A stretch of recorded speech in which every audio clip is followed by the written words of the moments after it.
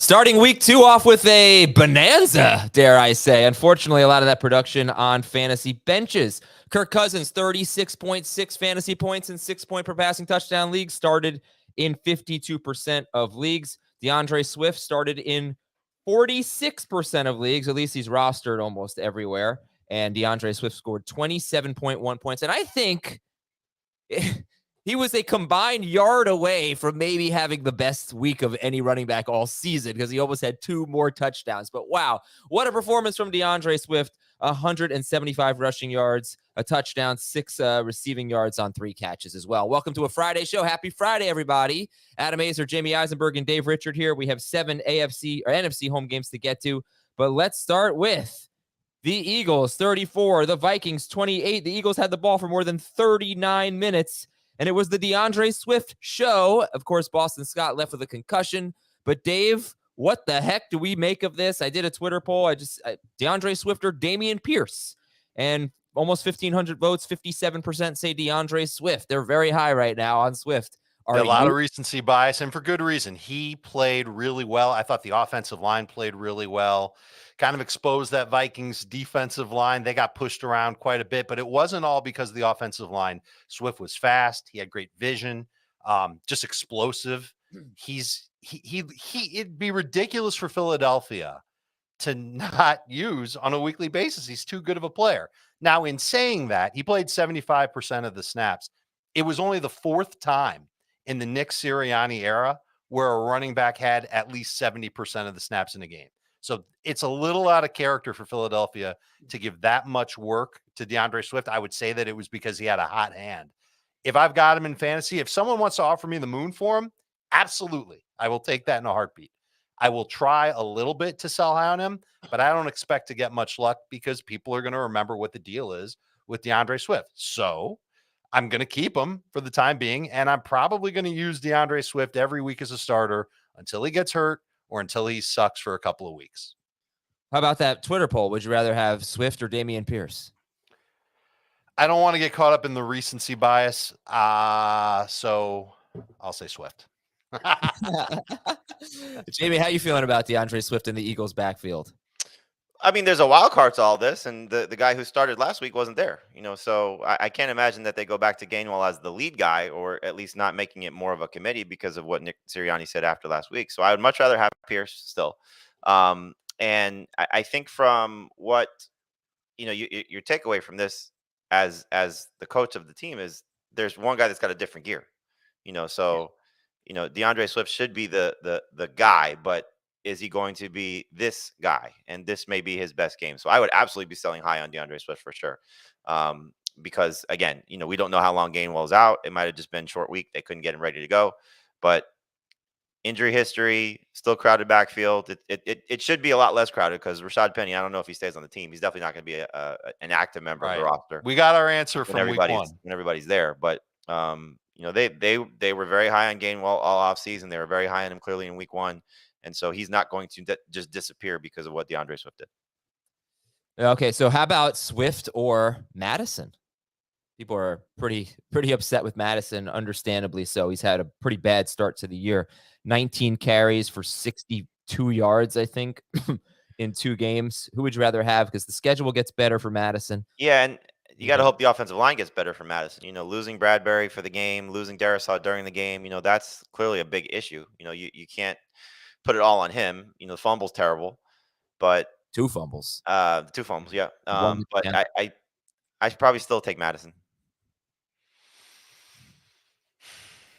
I think I'd rather have Pierce than Madison.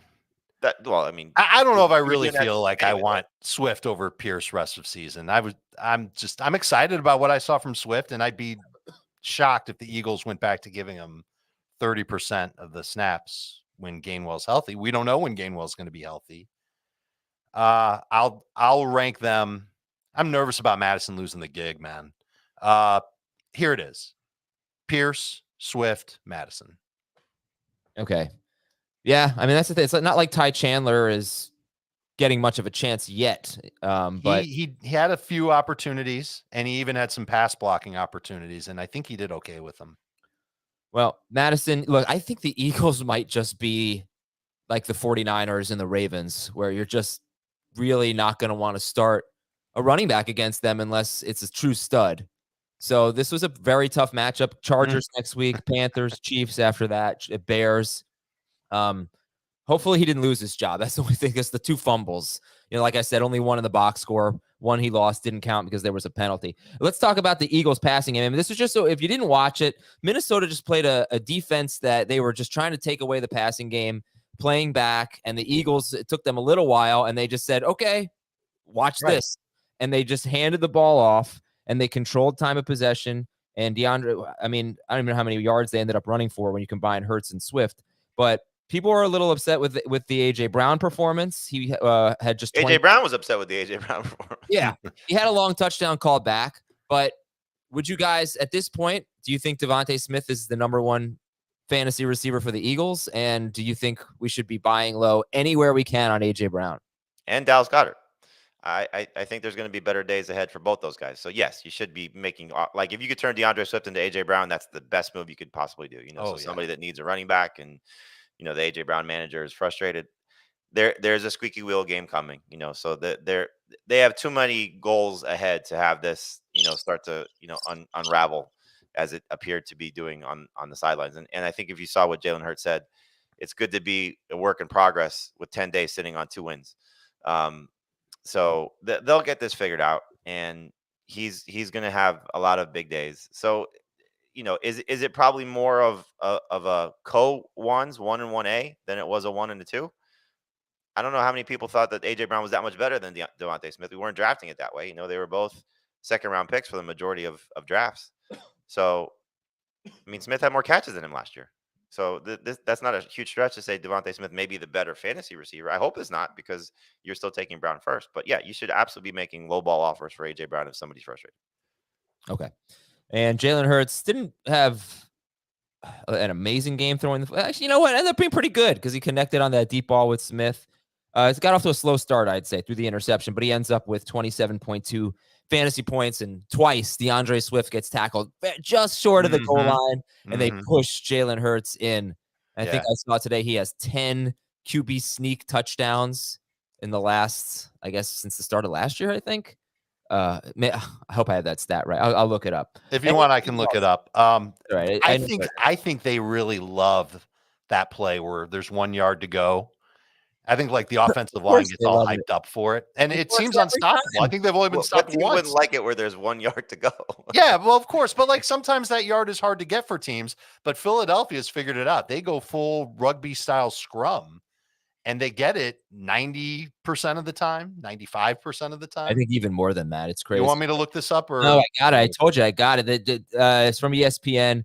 Jalen Hurts, including the playoffs, has 10 rushing touchdowns on QB sneaks since the start of last season, 7 more than any other quarterback.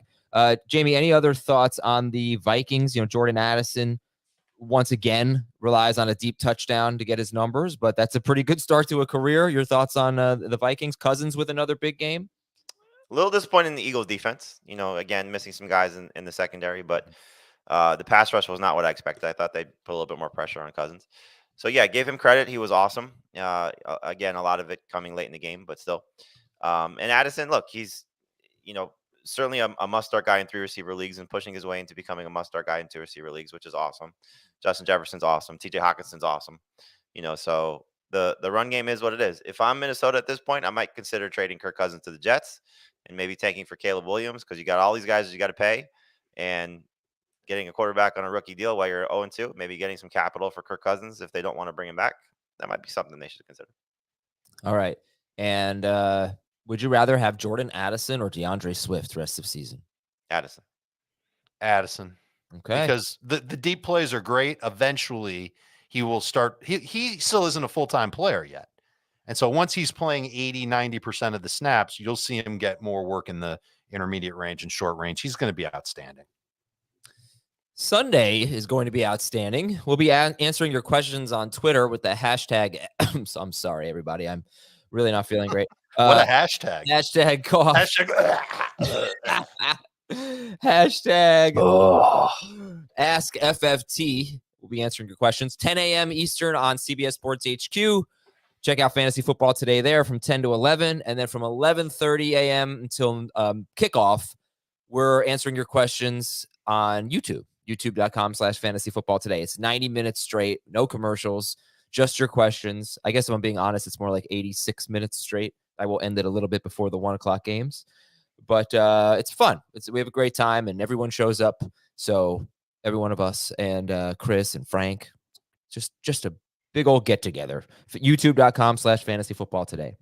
News and notes. All right, Jamie, I'll give you the Ravens tight end situation. Mark Andrews, are you ranking him right now at Cincinnati?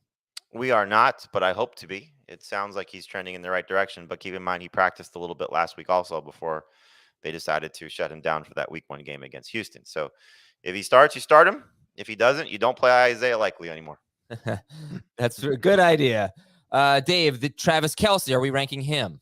Same story as Andrews. We're not ranking him yet. The game of the week. The Chiefs and the Jaguars. I almost forgot who they were playing, but that's the game of the week. Hey, It's your game of the week, and you don't know who they're playing? I got so caught up in the fun of it that I was like, wait a second, who are they playing again? I didn't even know that setup this time. I forgot about it until just before kickoff, just before game time today, or the show time. All right, sorry, Dave. Are we ranking Travis Kelce? Yeah, not yet. Same story as Mark Andrews. We are waiting until we get a better word from the Chiefs. We'll see. Hopefully he plays. Do you start him if he plays? Yeah. All right, Austin Eckler missed practice, so Josh Kelly still looking like a possible start here at Tennessee. We thinking Josh Kelly or Jamal Williams? I would probably lean toward Williams, but Kendre Miller's return could be a little bit of a problem for Jamal Williams if, in fact, they decide to maybe get a little bit more juice in their backfield. So that matchup, though, is just so bad for Kelly. Yeah, Tennessee's good. But he's going to get a lot of work. The question is how much work in the passing game will they give him? You would expect like 50% at the worst of Austin Eckler. Rostered in 77% of CBS leagues. So your smaller 10-team leagues, make sure that if he's on the waiver wire, don't let him stay there. Get him on your bench. Raiders are at Buffalo. Devontae Adams returned to practice. Jacoby Myers missed practice. But a big injury note is in the another Tennessee Chargers note here is DeAndre Hopkins has not practiced. So we'll see if he gets in a limited practice on Friday. That would be very encouraging. There was some site, I forget what it was, hinting that it might be a high ankle sprain for him. Ooh, that would not be good. I don't have it in front of me, I'll tell you, but Treylon Burks should be added everywhere. 55% roster. Yeah, go get him. I'll just ask because he had a better game, but Nick Westbrook-Akina, any interest? Deepest of leagues. Yeah. All right, Treylon Burks. I was going to. Chico Conco would have a boost. Yeah, of course. They got the Chargers this week, the Browns, and the Bengals after that. Puka Nacua. Oh no, Puka Nacua has an oblique injury. We want to see an encore. Puka Nacua for week 2. Puka, not Kula, Jamie. His fantasy value might turn to Puka. But what about Tutu Atwell Foley? Those Beverly Hills. Atwell, Axel Foley. That one's not so great. Yeah, I think it was a team name of mine. I don't know if I'm excited about a single Ram this week against San Francisco. He's 42% rostered. Atwell had a huge game, over 100 yards in week 1. So just to throw it out there, Burks would be a bigger priority for you. I would say so. You know, the nice thing about what's going on in the Rams offense is that Stafford's playing great. I don't think he'll have the same type of game against San Francisco as he had against Seattle. So I don't think Tutu will do Atwell. The one thing that's interesting, I saw Jacob Gibbs tweeting about this and Dan Schneider as well. And you're seeing a lot of people, just looking at all the pre-snap motion for receivers and how that's translating into production. And I believe that Tutu, if I'm not mistaken, I think you check out Jacob's Twitter account, X account. He was second in terms of pre-snap motion behind only Tyreek Hill. Oh. So they're trying to get him. And I was listening to Greg Cosell. on Colin Cowherd's radio show. And if you don't know Greg Cosell, he's fantastic, breaking down film. He's the And best. he was saying that when these guys are these speed guys are getting in motion, which is why you're going to start to see a lot of teams doing it, that they're just on defenders so quickly. Yep. It's so much of a mismatch problem. And so, Atwell can fly. And so not somebody that I would start this week, but more intrigued by him moving forward if this is going to be the role that he plays, because when Cooper Kupp comes back, that might eat more into Puka than it might be to Atwell. So, and their next few games at Cincinnati, at Indy, Philadelphia. We'll see how healthy their secondary is, and then Arizona at home, Pittsburgh at home, then at Dallas. That's not so good. So there could be some weeks where Atwell can be pretty good, and then if Puka plays, he could be very, very good, and Stafford can be very good. Yeah. And I don't have his numbers in front of me for previous seasons, but Atwell had a 15.75 yard ADOT, which is like not really sustainable to be thinking you're going to have a lot of catches, but he had a 7.82 yard route depth. So he was running shorter routes. Like that's lower than Nakua, for example. That was in week 1. That was in week 1. So that's actually encouraging because you want him to run some routes. I wonder if that includes any like pop passes or screens that he had. Like sometimes that it's not just the catches though, it's the routes, right? No, I know, but he also, if he's catching those types of routes, then he's running those types of routes. Yeah, he's not targeted.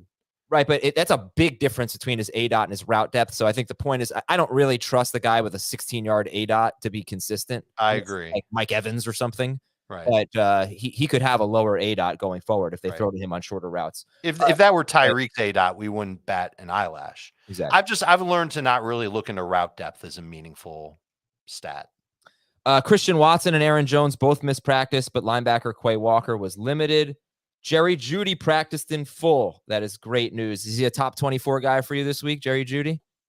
No, I would take a little bit of a cautious approach just because, we've seen it, or we saw at least 1 week with Terry McLaurin. There might be a little bit of a shake off the rust performance for him. So it's really more of, if you need a starter in a 3-receiver league, okay, I take a chance on that. Big downgrade though for Cortland Sutton. He still may play well, but you just can't have any high expectations for him. I think word's out that there could be a snap count on Jeudy.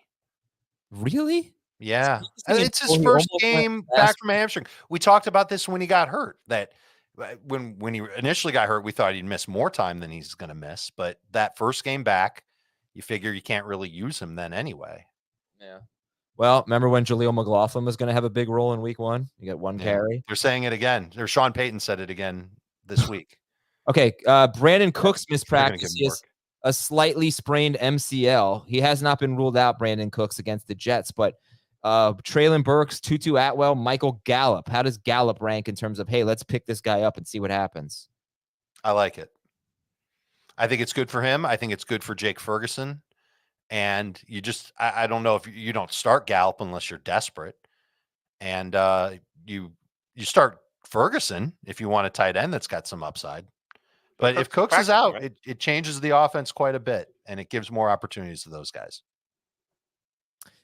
Did Cooks practice? Yeah. I think he was No, he missed practice. He missed, from what I see.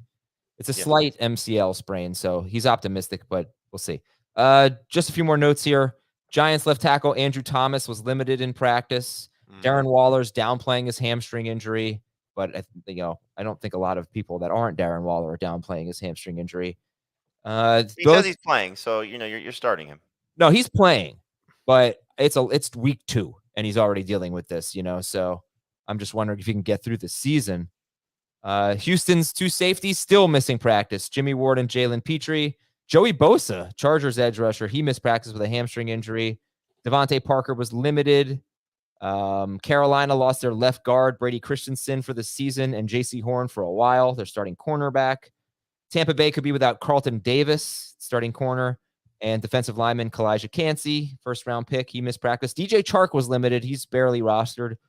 And Chicago cornerback Kyler Gordon is on IR. And big news, NSYNC is releasing their first new song in 20 years. So everybody be on the lookout for that. We're going to take a break. When we come back. Of the week? It's the song of the week. When we come back, one question for each game and beat the waiver wire, and we'll get into 7 NFC home games headlined maybe from fantasy perspective by Jets Cowboys, which will have some interesting decisions, and we'll be right back. All right, Jets are at the Cowboys. I have a good song for NSYNC. Yeah, what's that? Gotta go by. Gotta go bye. I was looking at the NSYNC schedule, and they have 3 straight buys. Jets at Cowboys. Anyone other than Pollard and Lamb in this game? Not that you feel great about. No. Yeah, I don't even feel great about Dak. I mentioned Ferguson. He's a waiver wire tight end, a better stash than start. And then you get to the Jets, and I know everybody's excited about Breece Hall, but you don't know how much work he's going to get. Should be more than last week, but I don't know if it'll be much more. And the matchup is so hard. It is going to be so tough. That Cowboys defense looked amazing in week 1, and I expect them to continue to look good against the Jets. They were okay. Next game, Chicago at Tampa Bay. Can you trust a running back in this game? Yes, I would trust Rashad White. It's a good matchup. He's a lot of work last week, too. Joe Boo stinks. He's just not great. If I'm counting on Rashad White, I've said this before. Get Sean Tucker on your bench, please. That guy could end up being the Bucs' best running back this year. I'm concerned that I'll never feel comfortable starting Khalil Herbert. We'll see how it works. They got blown. I have again sneaking suspicion on my part that we see more Roshan Johnson this week because he's a better pass protector. And the Bears they're going to need that for Fields. I think they got to get Fields going downfield. And I think Roshan is on the field more, and that leads to more work. Another player, very shallow leagues. He's out there. Stash him. All right. Green Bay at Atlanta. Sorry. How much do you like A.J. Dillon if Aaron Jones doesn't play? Top 20 running back. But barely. I think Atlanta's defense is good. I don't know how good A.J. Dillon is. It's just an opportunity for him to get a good amount of work and to potentially score. So low-end number 2 running back for me. He'll be involved in the passing game. When we've seen that in the past, that's when his numbers have certainly been better. And playing behind one of the best offensive lines in the NFL. So they'll lean on him quite a bit. So this is the hypothetical of if Aaron Jones is out. But so if we had, let's say, 3 replacement running backs, still count Jamal Williams going up against Carolina, potentially Josh Kelly against Tennessee, and A.J. Dillon against Atlanta. Who's your favorite in that group in this hypothetical? If Kendrick Miller plays, it would be A.J. Dillon. If Miller is out, it would be Williams, and Kelly would be 3rd. Yeah, that's how I feel. Probably all pretty close, though, I would imagine. Yes. Seattle at Detroit. Are we going to get a bounce back from the Seahawks passing game? Modest. I mean, look, Tyler Lockett leaving the game didn't help in week 1. And you probably had some rust for JSN after dealing with the wrist injury. But not having the tackles there is going to be such a problem for them. I mean, they're talking about starting 41-year-old Jason Peters that just signed this week 3 days ago. So I know it was a different situation when you talk about the Kansas City receivers and what Patrick Mahomes had to overcome. But they made Patrick Mahomes work for that. And they're going to make the Seahawks work for their numbers. So you're still starting Metcalf for sure. And you're probably still starting Lockett as a low-end number 2 receiver. I'd still wait a little bit on JSN unless you're in a 3-receiver league and you're stuck. But I don't like Geno this week at all. I think we're going to see some turnovers from him, and I think he's going to get sacked and hit quite a bit. That's always been his Achilles heel, is pressure. And it was in week 1, too. And so if he's going to take on a lot of pressure, then you probably shouldn't start him. I have him ranked 12th right now, and I really have gone back and forth between him and Watson and Daniel Jones. And I think making the case for Daniel Jones is actually going to be a lot easier than making the case for Geno Smith. I would start Russell Wilson and Brock Purdy over Geno Smith this week. Oof. Oh. Okay. Oh, we got to explore that a little bit more. I know, yeah, the tackles are bad. But it's so interesting. This is one of the hardest things to figure out is how much is that going to impact a player. Teron Armstead was out last week. Tua was the number 1 quarterback. Look at the Vikings offensive line. We didn't even mention it. Not only did Darisaw, I don't even think he played. He was No, he got hurt during pregame warmups right. after the inactives were handed Right. in. So they didn't have their center. They didn't have their left tackle. The guy who replaced him at left tackle left with an injury, and Kirk Cousins scored 36 points. So, it's kind of, but then we've also seen games where a player has been completely taken out because of his horrible offensive line play. I can't remember any off the top of my head. Oh, wait. Yes, I can. Daniel Jones last week. But, it is a difficult thing to figure out in fantasy sometimes. All right. 3 more games real quick here. One question. New Orleans at Carolina. Miles Sanders or Jamal Williams? Sanders. San Francisco at the Rams. Is it start all Niners, sit all Rams? Yeah, we're done with that game. Especially if Puka's not there. But what about Atwell and Higbee if Puka's not there? I mean, they're not. I wouldn't start Atwell. I just want to have Atwell on my bench if I can, and I need to see what happens for a second game. Higbee is kind of in the, what does Heath say, the tight end bucket? Yeah. If you have him and he's your only option, like you don't want to pivot to Adam Troutman or Hunter Henry or those guys, you stick with it because he'll probably still get a handful of targets, but it's not going to be pretty. At least they did give up a touchdown to a tight end last week. The 49ers did with Pat Freiermuth, so maybe he finds the end zone. I'll happily start Hunter Henry over Higbee. Okay. Giants at Cardinals. Starter sit Daniel Jones, and stat of the game for that game is Jones played 6 opponents who were bottom 10 against quarterbacks. So 6 good matchups last year. He scored 20 or more fantasy points in all 6 of them. Starter sit Daniel Jones. Oh, the case for him is a much easier matchup, obviously. And hopefully that offensive line does a better job protecting him. The right side was a mess. And then Andrew Thomas, it looks like he's going to try and play, but he's Frozen Dave. Starter sit Daniel Jones, Jamie. Yeah, you start him. I mean, it's savvy enough to work around it. What? You froze, so. Oh, I did? Yeah, but it was well said. Is he top 12? He's right on the cusp of top 12 for you guys. He is top 12 I agree. for me. And he is, look, the one positive from last week, one of 5 quarterbacks to run for 40 yards. So he'll still do that and hopefully be better as a passer, be better protected. It's a bounce back game for sure. Let's beat the waiver wire. Getting ahead of week 3's waiver wire. DJ Chark is 20% rostered. You can take a look at him. Great name. Michael Gallup, Traylon Burks are the replacements we've already talked about. Tutu Atwell. What Josh about Reynolds again? Okay. What's his roster? Chiefs guys. I'll look up Reynolds in a second, but Reynolds, I'll look it up right now. Reynolds is 16% rostered. Really? Yep. That's hard for me to believe. I think I am the 16%. I have a lot of Josh Reynolds. Very super competitive 14-team triple flex PPR league with other guys in the industry. I spent 14 fab to get Reynolds. I got him. No one else put in a bid. Now, 4 or 5 weeks from now, this comment will look silly, but I think that he's worth it. He's going to play a lot. Goff trusts him. I think if you're really in a pinch, the 12 PPR points that he got you last week is something he could do consistently. There are a lot of wide receivers. McKendrick Bourne, 63%. Zay Jones, 55%. What do you guys think about a Chiefs receiver? Morris, 68%. Tony, 67% rostered. Rashee Rice, 29%. They get the Bears next week. Who would you stash? Tony. Okay. Sean Tucker, Tajay Spears, Zach Moss, Jerome Ford. These are all handcuffs or Moss might start. Moss is rostered in just slightly fewer leagues than Deion Jackson right now. So we think that's a mistake. That's a good flip too, to get Zach Moss. If he's active, I don't know how the Colts go back to Deion Jackson at this point. Let's go to the games. Jets are at the Cowboys. Very interesting fantasy matchups here. Breece Hall or Garrett Wilson this week? Wilson. I'll take Wilson.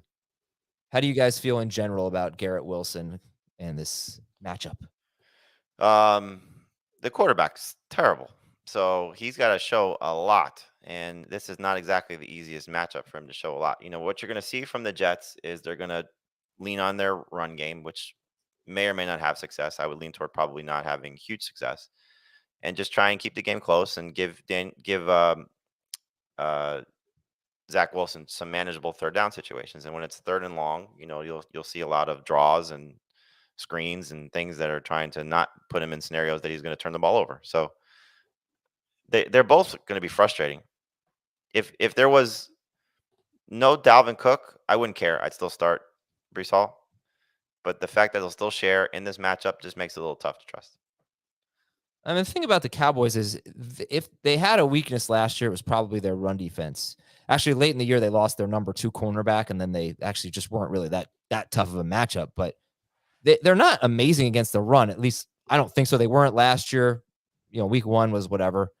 The Jets are going to run the ball a lot, I mean, and Breece Hall is just so good. So, no, we talked about those replacement running backs. You'd start all of them over Breece Hall. If they had the gig. We're talking about Jamal Williams, Kelly, and Dillon in that hypothetical. I think so. The one that gives me pause is Kelly, but I think he'd just get enough work to go ahead of Hall. All right. By the way, stat of the game: the frozen margarita machine originated in Dallas, according to Redfin. So the frozen internet machine is in my office. Zach or Dak in this game? Just kidding. But sit Dak. Yeah, it's like we keep focusing on the Cowboys defense. The Jets defense is obviously great too, and they're going to make things uncomfortable for the Cowboys. So, you got Sauce Gardner most likely going to see a lot of time on CeeDee Lamb. And even if he's not, the other corners are still really good. So Dak's going to be under duress. This just feels like a slugfest, and the edge should go to the home team and the quarterback.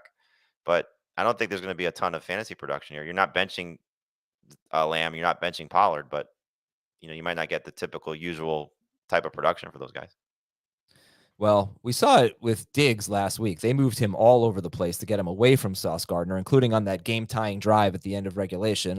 Just move your cornerback around, man. But that's a good thing is that Gardner doesn't leave his post as the left cornerback, so they can get Lamb, lined up on other guys who you said are good, but they're not Sauce Gardner. All right, Garrett Wilson is. I don't have his ranking in front of me. As I recall, I feel like one of you is a lot higher on Garrett Wilson. Must be Heath. It's definitely not me. Heath has him 22nd, Jamie 29th, Dave 32nd. So I see Christian Kirk ahead of Garrett Wilson. I see Nico Collins for Dave, not for Jamie. No, I updated this morning. Okay. I'll hit refresh. Gabe Davis. Saw Jordan Addison ahead of him. Yep. You've got to be nervous about him with Zach Wilson. They averaged 8.6 PPR points per game together last year. Last week was nice, but it took Wilson making a huge play. Chris Towers talked about it on our live stream yesterday. It wasn't nice. It's hard to trust him. You're being generous. That wasn't nice. He got lucky. Yeah. That's a 5 for 34 day. 4 for 34 day. No, 4 for 32 day.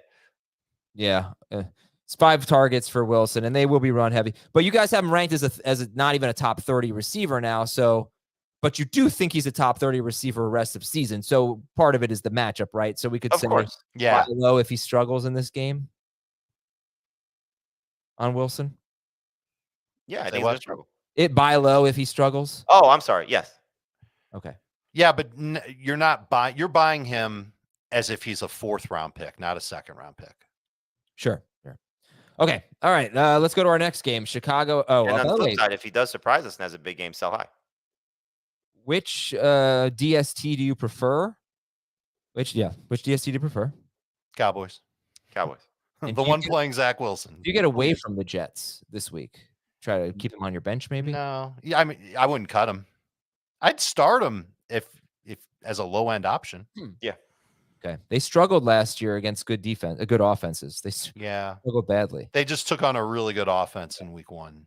And they were amazing. Chicago at Tampa Bay. Stat of the game that may not matter because most of it occurred in 2022, but some of it occurred in week 1. Going back to last year, the Bucs have now allowed 98 yards or a touchdown to 12 wide receivers in their last 6 games. And in week 1, it was Jefferson and Addison, and they could be without Carlton Davis. So the last 5 games of last year and week 1, the Bucs are a beautiful matchup for wide receivers. DJ Moore or Garrett Wilson? More. DJ Moore or Mike Williams. Sorry. Mike Williams. Davis. I was thinking Gabe Davis, and then I went Mike Williams. Williams over Moore for Jamie. How about you, Dave? I've got Moore ahead of Williams. DJ Moore or Jerry Jeudy? Moore. All right, so you guys like DJ Moore a decent amount. Low end starter. Yep. Going back to Fields, Dave, do you Fields 11th? Is that I do. I still have him as a top 12 quarterback, hoping that he can turn week 2 into what week 5 and week 6 was last year, where he puts it all together and he starts to just play a little bit more free. Just so cautious last week. He's talked about it. He knows he needs to do better at it. And I trust the Bears scheming him up in the red zone still. And he did have some great throws, man. The touchdown to Darnell Mooney was great. Mooney should be on that list. I don't know what his roster is. Yep. Yeah, but Mooney should be stashed in a couple of leagues because it looks like he's got that chemistry back with Mooney. Oh, it's my Ferris Bueller. Right, Rooney, but Mooney. Chicago running backs, who's your highest ranked? Herbert for now. But we're going to sit him or what? I wouldn't try the Bears guys because not only do you have what's still a difficult matchup, you have the potential of them splitting. Yeah. And all right, DJ Moore, we start. Mooney, we stash. Cole Kmet or Jake Ferguson? Who do you like this week? I like Kmet slightly better just because, both had the same amount of targets. I'd like the matchup a little bit better for Kmet. Last week, take it for what it's worth because it was TJ Hawkinson, but the Bucs allowed the most receptions to tight ends in week 1.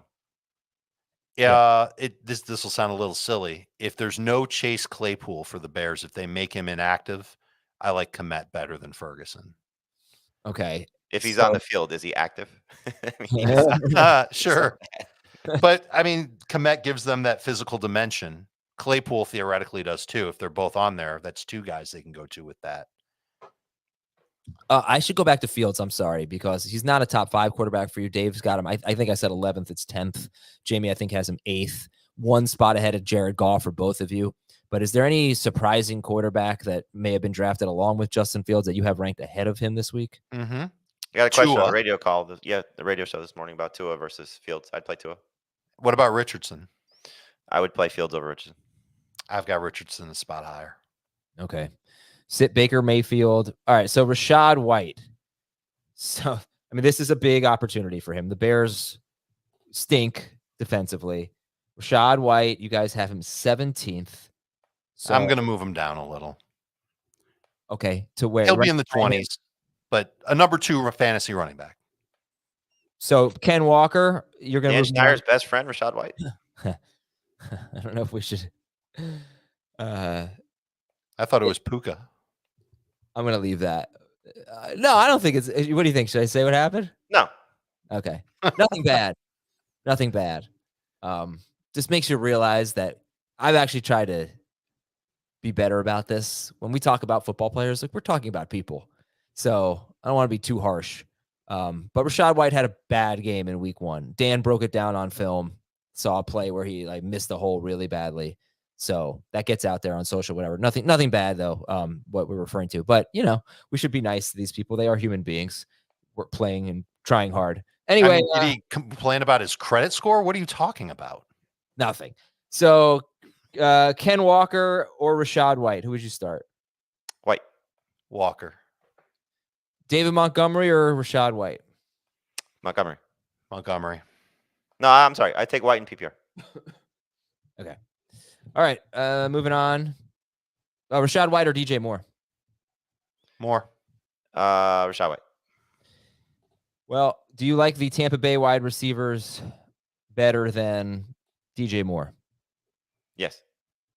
Certainly Mike Evans. Moore, Godwin. Moore and Godwin are back-to-back. Okay. And no interest in Kate Otten, I assume? No.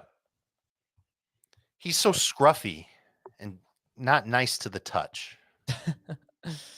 All right. I mean, it's interesting that Godwin and Evans we're going to recommend them this week. It's a good start to the year for the Bucs schedule-wise, getting the Vikings and the Bears in week 2. Any DST in this game? What's the over-under on people that understood my reference there? It's 1.5, with Adam being the 1. Oh, actually, I just gave you a courtesy laugh. I had actually absolutely no idea what you were. It's your joke about Otten. What's my joke about Otten? The touch, the feel Oh. of Otten. Because when you take the first initial of his name, it's C. Add it to Otten, it's Cotton. Feel of Otten. Yeah, it was so clever. Your joke was clever. Mine was painful. This is horrible. Can you say something now? Sure. The Bucs are 2.5-point favorites. Would you start the DSTs in this game? Not the Bears. Would you start the Bucs? Yes. Over the Jets. Oh, mamma mia. How about a break? Let's take a break. When we come back, Green Bay is at Atlanta. Interesting game here. We'll be right back on Fantasy Football Today. Green Bay at Atlanta. Here's your stat of the game. So I already told you the Bucs, going back to last season, the last 5 games of 2022, the Bucs have been really bad against wide receivers. The Falcons, on the other hand, have been the exact opposite. From weeks 10 through 18, I may have given this stat last week, but it held true in week 1 against Carolina for what it's worth. But from weeks 10 to 18 last year, only one wide receiver scored more than 13 fantasy points on receiving totals alone against the Falcons. That includes DJ Moore, Terry McLaurin, Deontay Johnson, Chris Olave, Marquise Brown, Chris Godwin. They all had bad games against the Falcons. Week 1, it was the Panthers, but they had bad games against the Falcons as well. So I like Romeo Doubs. I mean, it's pretty encouraged by last week playing half the snaps and scoring and whatnot. But do you guys like Romeo Doubs this week? I wouldn't get overexcited about him, but number 3 receiver, sure. He's in that same range as Garrett Wilson and Michael Thomas for me. I have to point out that this whole stat of the game thing and being good against receivers for the Falcons, it hasn't been the best quarterbacks. There have been some good wide receivers, but really bad quarterback play that they faced. All right, Jordan Love, big game last week. He scored 29 points. He had the 5th highest intended air yards per pass attempt, so he was throwing downfield. Starter sit Jordan Love. I would start him in 2 quarterback and super flex leagues. I would sit him in 1 quarterback leagues. I would like to stash Jordan Love because I would like to see what Jordan Love looks like when Christian Watson, Romeo Doubs, and Luke Musgrave are all healthy. I think this is going to be an interesting test for him. I agree you shouldn't start him in a 1 QB league, and I love the idea of stashing him. But I think this Falcons defense is pretty good. I'm expecting Love to have a worse game than he had in week 1.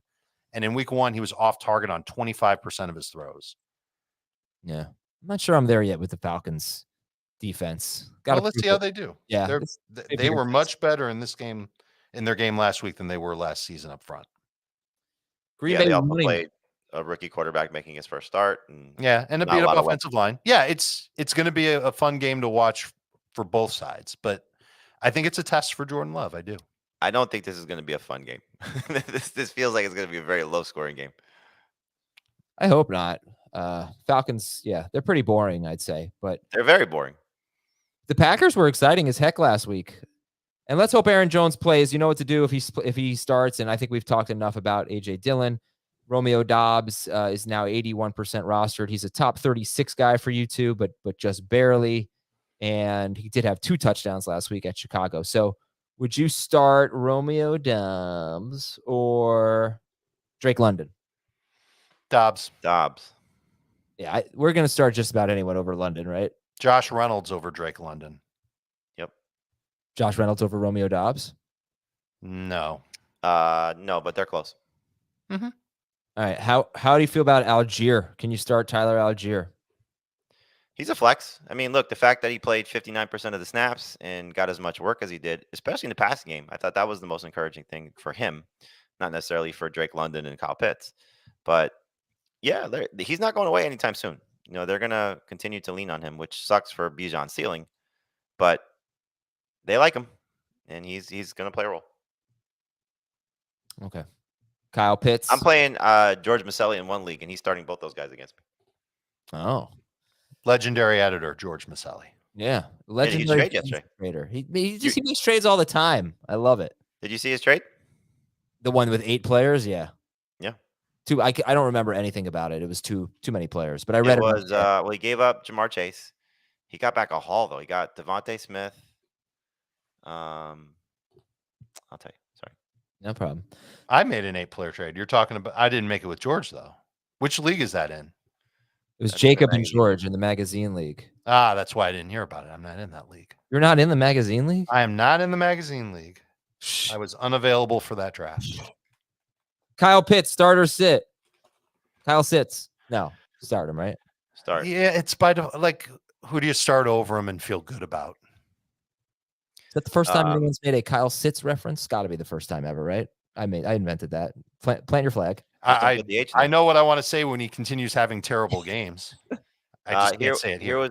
Here was the trade: Jamar Chase, Josh Reynolds, Mark Andrews, and Tyler Boyd. Ooh, okay. For Devontae Smith, Brandon Ayuk, Breece Hall, and Puka Nacua. That's a haul. I don't know which side wins. I think it's the non-Chase side that wins. I think so too. He got 4 potential starters for 2. Yep. Depends how you feel about Nacua. You're not saying Nacua is a potential starter. Yeah, Nacua isn't that valuable. Jacob. I would say at this point, Nakua's got more value than Josh Reynolds. I get it. Like, can we make a Kahlua team name with him? But anyway, Jacob Pikachu traded for Nacua, and Jacob loves Puka Nacua. No, he traded away. Nacua. Oh, we traded away Puka. Yes, he gave up 3 potential starting receivers if Nacua is going to be good, along with Brandon Ayuk and Devontae Smith and Breece Hall to get Jamar Chase and Mark Andrews. It actually comes out to pretty close to even on the trade chart. Yeah, fun. Trades are the best. Make a trade. Make a terrible trade. I don't care. Just make a trade. Give your league something to talk about. Let's talk about Dave's trade. Well, tell me about Kyle Pitts. Is there anyone you're picking up to start over Kyle Pitts? No. Nope. Not yet. We're not there yet. We're not there with Hayden Hurst or any of the rookie tight ends. Not Hunter Henry. Oh, I'm sorry. Thank you for saying Hayden Hurst because he had a big game last week. And I said all those nice things about the Falcons against wide receivers. The Falcons stink against tight ends. They stunk last year. Yeah, Musgrave's a one starter. They stunk in week 1. So, yeah, Musgrave versus Ferguson, Higbee. How do you feel about them, Jamie? I would start Musgrave over both those guys. The only one that I like better of what guys we talked about is Kmet, but he's right behind him.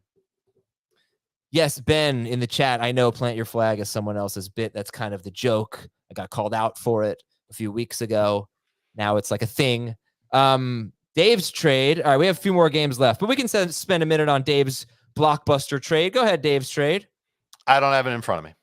Dave traded Brian Robinson, Mark Andrews, Drake London, and Jordan Addison, and got back Calvin Ridley, Jacoby Myers, Jalen Warren, and George Kittle. Huh. I mean, it feels like a win because Andrews hasn't played. Andrews and Ridley were basically, back to back in drafts. I think it's a win. It's a win. I like the other side better. Really? I liked it better until Addison had a big game last night. Now it's like, I kind of wish I had that on my team. But I think I got the best player in the deal. You definitely got the best player. And I think Brian Robinson is a sell high. Okay. Seattle is at Detroit. So Jamie is avoiding Geno Smith, 19th. But Dave, you're okay with him? You have him 12th. I've got him 12. I don't know if I can keep him ahead of Daniel Jones. I don't think I will. So it'll come down to Geno versus Deshaun. And I might end up taking Deshaun too over Geno Smith. So not a top 12 quarterback. The offensive line worries me. I do plan on doing a little bit of research on who is replacing both tackles. One of them got a good passing grade in replacement of Lucas last week, Stone Forsythe. I don't know if he's going to be any good against this Lions pass rush. The Seahawks know what they've got. They can probably game plan around that a little bit. Man. So I'm not ready to rule out Geno being a total disaster. Wait, you're not ready to rule out Geno being good. You said you're not right. I'm like right in between. Yeah. And that's why he's going to end up around 15 for me, is because I can't say, well, he's going to totally suck, get him out of your lineup. And I can't say, well, he's going to overcome these issues, go ahead and start him. Like, there's not a lot of confidence either way. I want to ask you guys a question, but do me a favor. Let's not go on a huge tangent about it here. But how do you deal with moving guys ahead of Kirk Cousins that he's already played? Because you have Cousins, let's say, around 15th.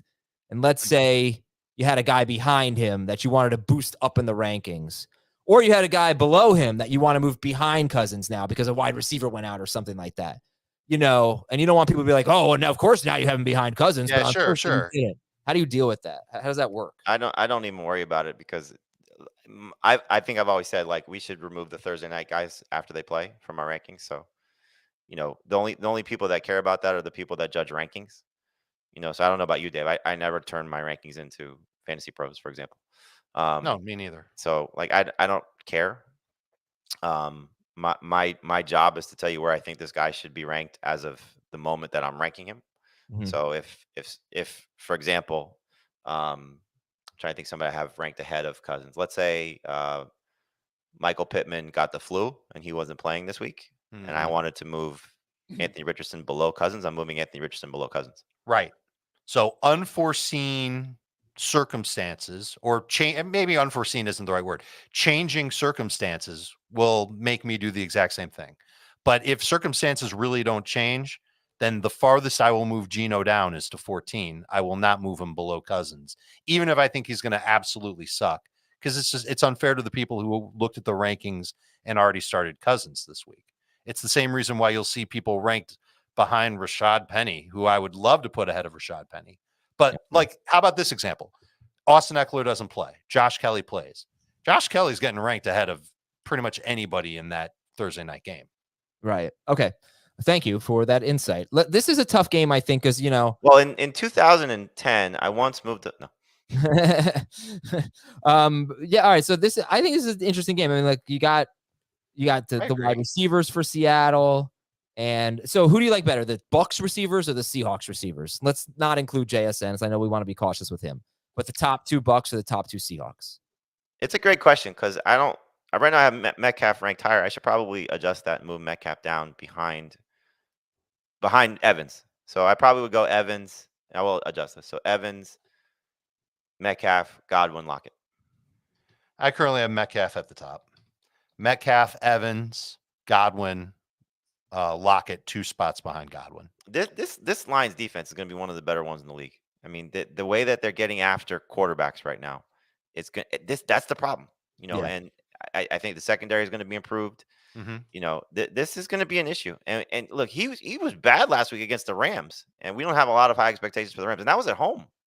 Yeah. Boy, Trayvon Walker over Aiden Hutchinson going to go down as one of the worst ever, I think. But who's the best running back in this game? Gibbs. Yeah. I like both Lions running backs over Walker. I have Walker and Montgomery back to back.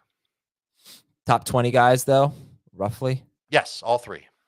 Walker just outside. Okay. Ken Walker did run the most routes by far among the running backs. He played the most third down snaps. There's only 5. They didn't have the ball that much. But he dominated basically everything. No, he just wasn't on the 2-minute drills, but it was a good usage week for Walker. Why? And again, I talked about this going into the Chiefs game. The Lions run defense really turned around and became freaking dominant against running backs late last year, except for one game against Carolina. They did a very nice job against Pacheco and the Chiefs guys. But I don't know, like, why shouldn't I be excited about Ken Walker right now? Because exactly what you said. Lions defense. And they just lost 2 tackles. I mean, it's like there's not a lot working in his favor. Except that that in week 1, at least, he was the lead running back with very. Oh, that's for sure. Like, you can't trust Charbonnet, but my gosh, like if this is going to be this defense carrying over from one year to the next and maybe getting better, and then now facing a team that just lost 2 key pieces on its offensive line. Yeah. I don't know. It just feels like a rough game. Like, I love the Lions DST this week. The offensive line is the biggest issue for me. I'm not sure. I'm sold on the Lions pass rush. And I think I like the secondary. I'm not sold yet on the run defense. Jared Goff is the start of the week. But that's really interesting, Dave, though, because the secondary is what was terrible last year. I know. But getting Gardner Johnson has made just a huge difference. Yeah. And they kind of retooled their secondary. They've got new players in there. All right, sorry for the detour here. It's okay. I think that, and the secondary benefits from the pass rush too. Really, it all starts up front for Detroit. Yeah. Jared Goff is 10th for Jamie, 11th for Dave. He's the start of the week. Great at home. And Matthew Stafford threw for 334 yards against the Seahawks last week. Jared Goff or Justin Fields? I'm torn. I want to give Fields the benefit of the doubt that'll bounce back, but I forgot about this, that we saw Jared Goff. Granted, TJ Hawkinson was a monster. He did what he did last year against the Seahawks, 41 fantasy points without Amon-Ra St. Brown. Yeah. Like, that's amazing. To think that he was able to be so successful. Again, it helped that Hawkinson, I think, went for like 170 yards, 2 touchdowns. But yeah, look, Jared Goff, 26 fantasy points per game at home, 41 against this team last year. Like you said, Stafford just, beat them up. They're getting healthier, but I don't know if it's a addition by or subtraction by addition. If Jamal Adams plays, because he was bad last year in coverage, or bad last time he played in coverage, so he may not be at 100% coming back. Yeah, I like Jared Goff a lot. I really do. I think it's going to be a good game for him. And last week he just missed the second touchdown. If he got 2 touchdowns, it's probably a no-brainer that you're starting him this week. The fact that he's under 60% started speaks to still where people are concerned. But I start him over Geno. I start him over Dak. I start him over Watson. I start him over Richardson. Like I said, I'm almost there with Fields. He's gonna have a big game. I've got it Richardson, Fields, Goff, and it's not Jamal Adams that would make me sweat with Goff. Witherspoon, their rookie first-round pick at cornerback, is going to play, and it's his first game, and we'll see how he does. And I'm sure he'll get challenged and all that, but I think that'll give Seattle a little bit more confidence to blitz. I don't know how good they'll do blitzing because they didn't do very well against the Rams last week. And now they've got this fortress to get past in the Detroit offensive line. So I think Goff's got a shot to, he's not going to do what he did last year. Last year, he went bonkers in the fourth quarter. He was terrible for the first 3 quarters against Seattle. This year, I think he'll be a lot more balanced. I think 250-2 is absolutely on the table. You guys, like you said, you have Jacob Gibbs or Jahmyr Gibbs as your highest ranked running back in this game. You have Gibbs 12th in PPR. Heath has him 19th in PPR, but still that's ahead of Montgomery. In non-PPR, you guys do have David Montgomery ahead of Jahmyr Gibbs. I assume in half PPR, you will go with Gibbs over Montgomery. We are expecting a bigger role for Jahmyr Gibbs, and Ken Walker is also a starter, but more in the low end, around 20th or so. Start St. Brown, Josh Reynolds, or would you start Josh Reynolds or Gus Edwards? Reynolds in PPR. Would you start Josh Reynolds or Pacheco? I kind of like Pacheco this week, so I would start Pacheco. Reynolds in PPR, Pacheco in non. But it's really close in non. You'd be very surprised to know that they both had the same amount of catches. Yeah, 4. Yeah. And then how do you feel Laporta or Luke Musgrave this week? I like Laporta this week. I would start Laporta over Musgrave. The fact that he had 5 catches on 5 targets, I know there was some people complaining he blocked a little bit too much for what the expectation was. But in this matchup, I know Higbee did not have the big game. I still think Seattle's going to be struggling against tight ends. This feels like, here's all our new toys. We're going to put them all on display today. And Jared Goff's going to work with Jahmyr Gibbs a little bit more. He's going to work with Laporta a little bit more. We're going to see that production in this matchup. So I like Laporta. I'll take Musgrave over Laporta. Both are low-end starters at tight end. Would love to have either one on my fantasy team. Probably Laporta more so than Musgrave. I can't imagine. What did TJ Hawkinson do against Seattle last year? Huge. 2 touchdowns, over 150 yards, 170 yards. Crazy numbers. Seattle's not going to forget about that. So, and Laporta doesn't run the same time as many routes, I should say, as what I think Musgrave will do. It's close, and if you don't have Musgrave and you've got Laporta, don't feel bad about it. Just start Laporta. Starting Laporta over Higbee, no problem. Jamie likes the Lions DST. Saints are at the Panthers. Stat of the game number 1. Chuba Hubbard outsnapped Miles Sanders 11-2. I think that was a third down stat. Must have been on third down. And Hubbard ran 8 routes. Sanders did not run a route on third down. Okay, I'm sorry. This was a third down stat. Basically, Chuba Hubbard was the third down back. There we go. That's stat of the game number 1. Stat of the game number 2. The Saints allowed the fewest fantasy points to opposing tight ends in 2022, and they held Chikakonkwo to no catches on 2 targets, although one of them should have been a 47-yard touchdown on a flea flicker. Saints are really good against tight ends, so you might not want to fall for Hayden Hurst this week. So Laporta, Musgrave, would you start all the rookie tight ends over all the relevant ones over Hayden Hurst? I Yes. think I'm going to land on Musgrave for sure. Probably Laporta too, but not Kincaid. It's a tough matchup, but the one thing that we saw was that Bryce Young still isn't calm in the pocket, loves those short outlet throws, and Hurst is playing that role for them. And they don't have a lot of explosion in their offense right now. They don't have a lot of speed on the field. Hurst gives them a little bit of it, given just, size on top of it. They need DJ Chark back in a major way. Are there any must starts in this game other than Olave? Jamal Williams. Especially if there's no Kendre Miller. Even if Miller plays, I would still start Williams as a low-end number 2 running back, because who knows how much they'll put on Miller's plate. Sure. Miles Sanders. Miles Sanders is a must start, and Michael Thomas in 3 receiver leagues is a must start. What about Rashid Shaheed? I'm not there as a must start guy, but I would not have a problem stashing him just based on what he did last week. And did you see the clip from Inside the NFL they sent out? Derek Carr mic'd up. No. He was begging for the shot play to Rashid Shaheed at the end of the game. He's like, give me one more. I don't know if he talked to his quarterback coach. It might have been Pete Carmichael, but he was begging for one more. And then they cut to James. He goes, yeah. And then he goes and he's like, Sheed, just freaking fly. Just freaking run.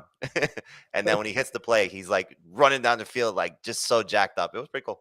That's awesome.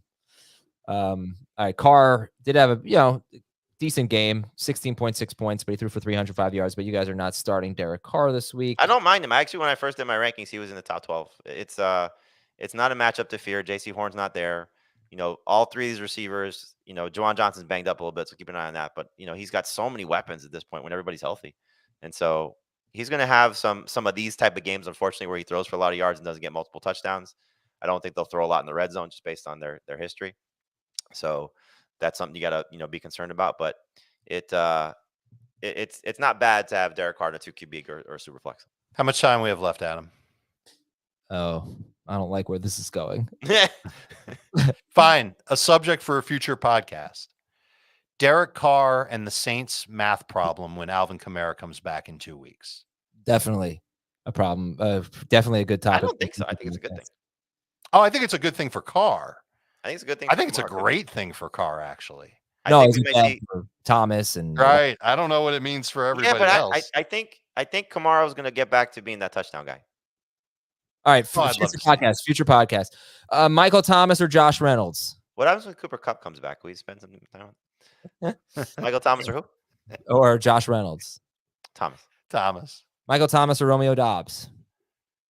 Thomas. I think I'm taking Dobbs, but they're close. I would go. I think I actually have them flip-flop in both formats. So in PPR, I'd go Thomas, and non-PPR, I'd go Dobbs, just because he seems to be a red zone threat right now. Michael Thomas or George Pickens? Thomas. Okay. Starter sit Juwan Johnson. It was fun, Juwan. It was a good ride. No. Don't be like that. I mean, that's the thing is this is what happens with tight ends. You can't just give up on a guy. Every tight end then after week 1. Yeah, right? I mean, go ahead. I would still hold him. I don't want to start him this week, but it depends on what you have. I'm turning him in for one of the rookie tight ends ASAP. That's fine. Yeah. I mean, look, he was drafted not to be a starter. So right.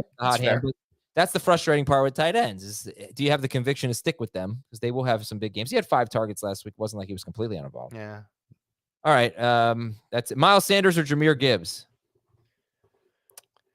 I have Gibbs higher. I don't know if I'm going to stick with it. I am. I like Gibbs a lot this week. They're back-to-back, both top 15. San Francisco is at the Rams. And your stat of the game, Brock Purdy San Francisco's actually at San Francisco based on the crowd. The Rams are at Oh, you're okay. No, they are. I thought I screwed it up. No, they have more fans typically in Los Angeles than the Rams do. Well, your stat of the game is about Brock Purdy, Mr. Purdy here. He has scored 20 or more fantasy points in 6 straight regular season games, despite throwing for more than 234 yards only once. But one thing that was encouraging last week, you don't want to make too much of one game, 8.3 air yards per pass attempt, way up from what we saw last year from Purdy. It was 6.6. I wonder if that is two things. Number one, Purdy just in his second season, more comfortable in the offense. That's good. Two, the 49ers wanted to be more explosive. Like that's a goal that they had this offseason. And then pairing that with Ayuk's big game, this is another quarterback that could end up being really great for fantasy. Starter sit Purdy this week. Definite in 2 quarterbacks that reflects leagues. That's easy. Like I said, I'd start him over Geno. I'm almost there with Watson. He's as safe as they come. I mean, like you just said it. Every time he steps on the field when he's healthy, he's basically 20 fantasy points. So the floor is right there. And the Rams were awesome last week. Are they going to do it again? Do they have enough to shut down this offense? With a healthy offensive line, and you go back to the first game that Christian McCaffrey really played. Remember what he did against the Rams? He threw a touchdown. He caught a touchdown. He ran for a touchdown. Like it was just amazing. So they should be able to. We're going to say this a lot. They should be able to do whatever they want to most weeks. Unless they're playing a juggernaut of a defense, they don't have many of those on their schedule. So I love that the Rams were awesome last week. I just think this is a much different opponent, and we're going to see Brock Purdy still do what he does. There was an OMG moment last week when Trent Williams was down, and it didn't look good at the time. He practiced in full on Thursday. That offensive line's at full strength. Adam, you asked earlier in the show, like, what do we do when we rank players and move them up or down versus Thursday night guys? Purdy is going to be right behind Cousins in my rankings. I'm falling for him. I think he's going to be great. All right. Start McCaffrey. Which Niners wide receiver do you prefer, Debo or Ayuk? Still Debo. I think there'll be some market correction coming, but they're both starters. Both starters. I have Ayuk higher. More upside. Would you start them over the Seahawks receivers? Not DK. I don't know how far I'm going to drop DK. Okay. 49er sandwich. Starters. DK, Ayuk, Debo, Lockett. What is it again? DK. Oh, good. That is a 49er sandwich. Most people would say Seahawks sandwich. But no. No, the Seahawks are the bread. Yep. How about Kittle? Starter sit. George Kittle now, 36 games. In his last 36 games, he has 40 or fewer yards in 21 of them. I just traded for him, right? Yeah. He's going to be the best tight end in fantasy football history. No, it's a good matchup for him. Hoping that he scores. I have him as a top 5 tight end. Not because I traded for him, but because who the hell else are you going to start at tight end? I got a comment here in the chat I want to read. These are never bad. Sit Matthew Stafford. I understand getting away from the running backs for the Rams, but the passing game and Stafford, it's hard to trust him. But he's not going to throw for 0 yards. Someone's going to have a big game. Someone's going to have a good game, right?